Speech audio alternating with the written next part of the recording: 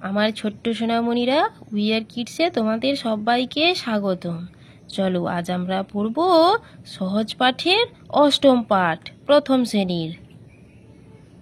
গাধা ছোলা খেতে ভালোবাসে, ওকে কিছু ছোলা খেতে দাও। ছোলা কোথা পাবো?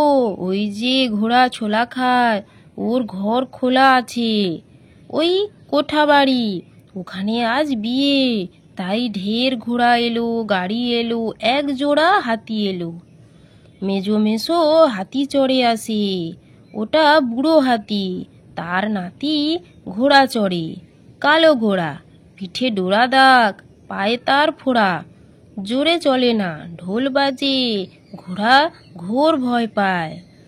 দেখো সোনামণিরা, এই যে হাতিটি দেখছো না, এটি বুড়ো হাতি, তার পায়ে একটি ফোড়া আছে, তাই জন্য সে ধীরে ধীরে চলে।